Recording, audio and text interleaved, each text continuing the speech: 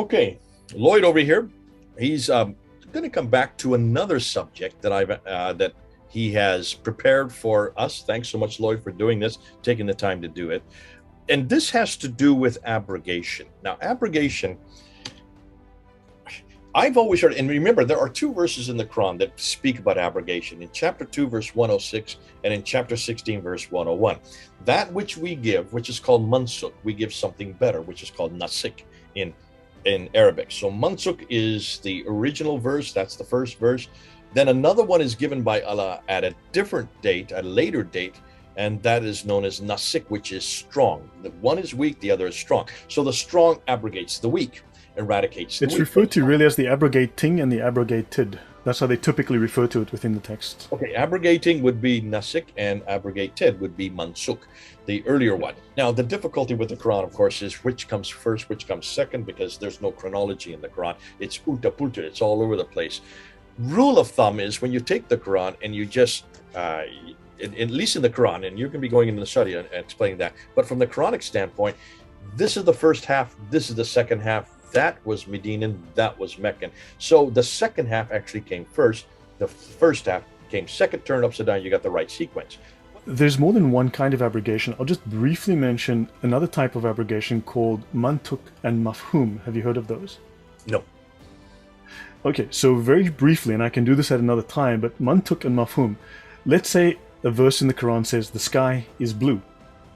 And now Muslims have a look outside and they realize they made a mistake and the sky is bright pink. What happens is the verse still says the sky is blue because that is what is in the text. However, when it is read by the scholars, it is understood to mean the sky is bright pink with yellow stripes. So you have the mantuk, the old meaning, and the mafhum, the understood meaning, if not the literal meaning. Does that make sense? Okay, so this correction needs to be made every time it's repeated, is what you're saying, or this is because they know it is wrong. They know the original is wrong, therefore they create a new understanding. I'm not that well versed that I have to go into my notes to get the specifics on that. However, just understand that it exists, that it is there. And then I must also mention, and I can do this again another time, but abrogation is not only a replacement of an older, less applicable verse with something new. However, abrogation, according to the scholars, actually are also there by Allah to fix Muhammad's mistakes. The scholars do state that. We can go through the topic another time, but I also just want to clarify for the audience that the Quran abrogates the Quran. So newer verse abrogates older verse. The hadith have exactly the same. A newer hadith abrogates previous hadith. However, understand, a newer hadith can abrogate an older Quran verse, and a newer Quran verse can abrogate an older hadith. Whoa. Hold on a minute. Are you saying the hadith can abrogate the Quran? Yes. How many Muslims know this? I've never heard this before. I have always heard that the Quran is sacrosanct, that nothing abrogates. No, it is not. It is abrogated. Okay, all right. The Sharia is sacrosanct. Remember last week I read that the Sharia can never be abrogated or annulled. The Quran has been abrogated. The Sharia can never be. Within the Quran, the law of abrogation exists for that very reason, but I've never heard it is covered in the Sharia. They have rules on abrogation within the Sharia. They discuss it. So you're saying the most sacrosanct of all the three genera of authority, the Quran, the Hadith, and the Sharia is the most is the strongest, is the most authoritative. Okay. It is the ijma, the consensus is the primary source of ruling, of legislation, of authority. Yes. And that's why you spent so much time on the Sharia, because you know that this is what they have to follow. Fascinating. Okay, this is good. All right, continue. All right. Right, so maybe we can jump onto the topics. It's just 3 slides, really. I just want to talk about a couple of subjects about how Christianity has been abrogated by Islam. So I'll share my screen and we'll just jump into that. Christianity has been abrogated by Islam. It has replaced all religions before it.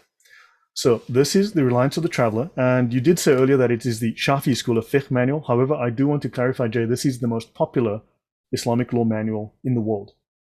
Oh, so it's used by the Maliki and the Hanbali and Hanafi schools as well? This is the single most common and single most popular Islamic law manual in the world. Okay. It was written to be accessible. It is a single volume. It is not 4 volumes of thousands of pages. It's a single volume, and therefore it is very popular, and it is used by all schools of Islam. Would you suggest we buy it and have it in our library? I would strongly recommend that. Obviously you can download as PDF, but yes, it is a very valuable resource. We will put right there at the bottom in the description box. We'll show you where you can get it in PDF. So if you do want it, if you don't want to have to buy it, you can go ahead and get it. It's just one volume, and therefore I would suggest, as Lloyd is saying, that you all get a copy of it. So, section W 4.0, the finality of the Prophet's message, taken from section A 1.5. This section has been translated to clarify possible confusions among Muslims as to Islam's place amongst world religions.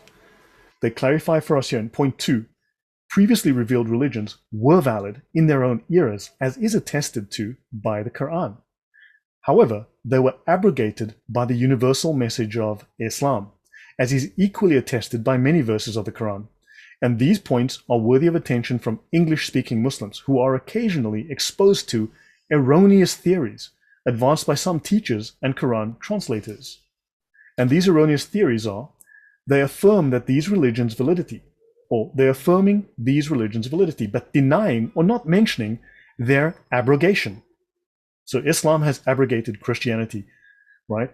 Or that it is unbelief, kufr, it is unbelief for a Muslim to hold that the remnant cults, now bearing the names of formerly valid religions, such as Christianity or Judaism, are acceptable to God, Allah the Most High, after he sent the final messenger to the entire world. This is a matter over which there is no disagreement among the Islamic scholars. This is the ijma. Now, Islam is the final religion that Allah will never lessen or abrogate until the last day. Wow. Okay. So we are remnant cults of formerly valid religions. When we pray according to the Islamic law, our prayers fall as ashes, as dust at our feet. Allah doesn't even hear us. He is blind to us. Okay. Wow. Puts us in our place and shows us where we are in the view of Muslims. And you can see, if they've been reading this, why they look down upon us. So it happens in every religion. Catholics do that to Protestants. Protestants see Jehovah's Witnesses and Mormons as cults. So we do that all. We kind of look down on the other as being something less than. And here you see that there's an injunction.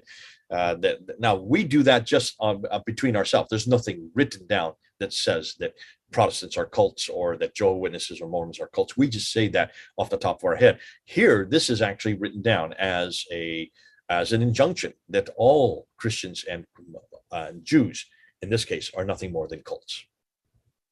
Right. So hopefully that clarifies, and we'll move to the next. Now, understand that Islam teaches that Abraham hates Jews and hates Christians. So let's have a look here at Quran 60 verse 4. You have already had a fair example in Ibrahim and the ones with him, as they said to their people, surely we are completely quit of you, and whatever you worship apart from Allah, we disbelieve in you, and between you and us is enmity. Enmity is defined in the dictionary as hostility, hatred, ill will, animosity, antagonism. So between you and us, enmity has appeared, and abhorrence. Abhorrence is defined as extreme repugnance, loathing, and abomination. So between you and us, enmity has appeared, and abhorrence forever, until you believe in Allah alone. Except that Ibrahim said to his father, I will definitely ask forgiveness for you, and in no way do I possess anything for you from Allah. Now that's from the Dr. Ghali translation, Quran 60 verse 4. Now, there's an Islamic doctrine called the doctrine of al-wala wal-bara, disassociation and enmity, or loyalty and disavowal. You will find other terms utilized. So do understand that this loyalty and disavowal, this doctrine, teaches Muslims to hate Jews and Christians, because Abraham hates us, and Abraham hates us because Allah hates us. Allah is a God who hates, and therefore Muslims are required to follow the will of Allah and to follow the teaching of Abraham, and therefore they must hate us. So let's have a look in this text here. You have to know that after loving Allah and his messenger, and remember, Muhammad is perfect. You have to love Muhammad with all your heart, all your soul, all your mind, all your money, more than your father, more than your mother, more than your child, more than your life, more than your money, because Muhammad is perfect. He must be greater to you than anything else in your life, including yourself. After loving Allah and his messenger, Allah obligates us to hate those who oppose Allah and His Messenger, and to hate the people of Shirk, that is us. This obligation comes from the creed of Abraham, the creed we are ordered to follow. Goodness sakes. Wow. Go ahead. So this goes way beyond just Muslims hating Jews and Christians. Abraham hated Jews. Isn't that convenient when you get the man, they go back to the very man who started the whole thing, was given the covenant by God, and the covenant, which is very clear, that God gave him. So it's obvious that in the Bible, it's very clear that the covenant is with Isaac through Abraham, not with Ishmael. And here you're having Abraham desecrating or having animosity towards the very people that God has given him, the very people that comes from his progeny, and giving him, basically saying that he actually loves Ishmael, not Isaac, which is completely contradictory with what the Bible is saying. How are Muslims going to defend this when you can see that this is from 1900 BC? What they're talking about is, in this case, the reliance of the traveler is from 11. Is it what's the date for the reliance of the traveler? 14th century. I believe it's 14th century. Yeah, 14th century. In the 14th. Jeez. So you can see this is absolutely heinous, but continue on. Yeah. Just want to mention, notice here, those who died after spending their lives waging war against their appetite of soul were regarded as martyrs. Now, I'm not going to get into that, but understand, but those who tried to become good Muslims, to suppress their inner self, their conscience, as it were, their nafs, I'll get into that another time, these people are regarded as martyrs. Now notice, you're regarded as a martyr by trying to suppress your conscience, right? Even if you die in your own bed. Now remember, a jihadi dies as a martyr. However, if you die in your own bed, but you've been fighting against your conscience, you are a shahid who will be treated as if you had been killed fighting alongside the prophets. I'll stop sharing, but that's what I wanted to show you, that hating others is a service to Allah that has the same reward as jihad. The highest reward in Islam, to hate the non-Muslim and conceal that fact. Okay, this is God. Are you seeing now this idea of abrogation that we see in the Quran in chapter 2, verse 106, and chapter 16, verse 101, has been expanded beyond what the Quran intended. The Quran intended that this is just between the Medinan and the Meccan verses, to expand it to between Christians and Islam, or Jews and Islam, or anybody else and Islam, but particularly the people of the book, the Ahli Kitab, those of us who are Jews or Christians, we are to be abrogated because of the fact that Abraham, even as far back as Abraham, hated us. It turns everything we know on its head. It turns all of history on its head. It turns all of Revelation on its head.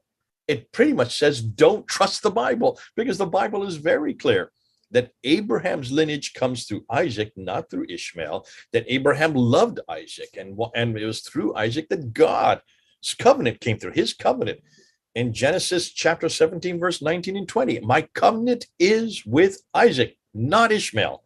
That whole covenantal history. And this is what Muslims need to ask. When you look at the Quran and look at all the prophets that are in the Quran, 25 prophets, 4 of them are names we don't know, 2 of them are Ishmael and Muhammad. The other 19 prophets are all in the line of Isaac.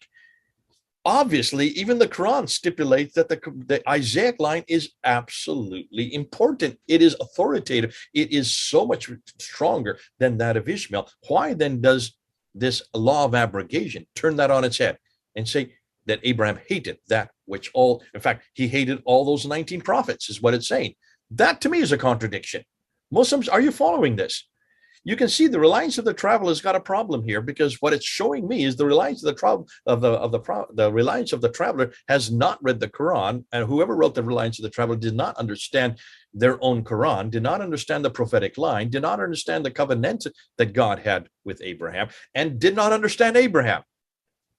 I'll leave it for you Muslims to try to make sense of all that and try to come up with some type of response. I wouldn't know how to respond if I were a Muslim.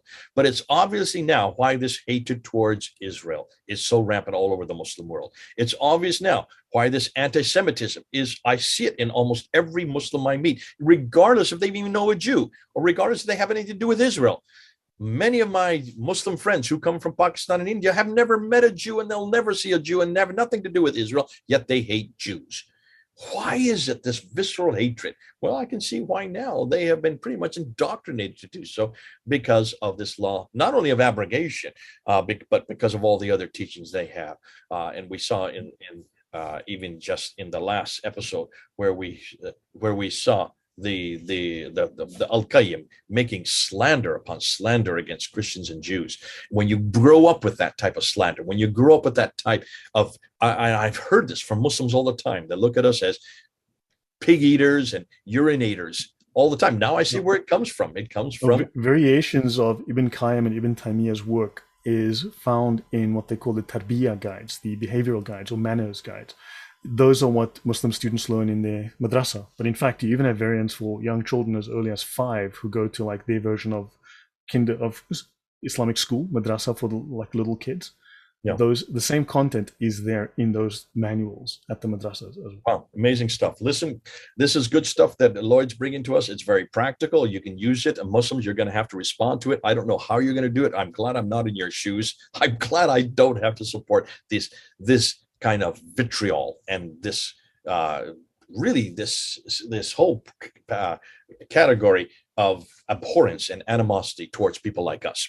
Nonetheless, it would be easy if there were nice Sharia verses or Sharia rulings, Sharia laws that said the opposite. If I'm wrong, and Muslims do say in the comments, I'm wrong, I'm a Google scholar, but this is directly from the major fiqh. If the fiqh says something else, bring us that fiqh text and show me where on the page it says that, how I am getting this wrong. Come back at us. Let's see what you have. That's not going to happen, but you're welcome to try. Now, listen, we do need to end this off. This has been a good episode. What I would like you to do next is to go and unpack taqiyya for us. You introduced it in that last slide. I want to know what you mean by this. What and exactly is this taqiyya? Where are Muslims coming from? Where do they get this idea of dissemination, not being truthful whenever they're outside of Dar al-Islam and they come into Dar al-Harb, which means a house of war, which means it's worse than that, Jay. Okay, well, that's going to be the next episode. So listen, we'll leave you all now for this time. It's been good to have Lloyd here. Comment there. You've got the comments. Just go ahead and comment down below. You have all kinds of chance to do that. Lloyd will be watching. He will be reading and he'll be responding. If we see some comments that need to be unpacked more and we need to actually explain them, we'll do that. And I'll bring Lloyd back to respond to your Q&As. Okay, this is Lloyd in Poland, myself here in the United States. Over and out. Bless.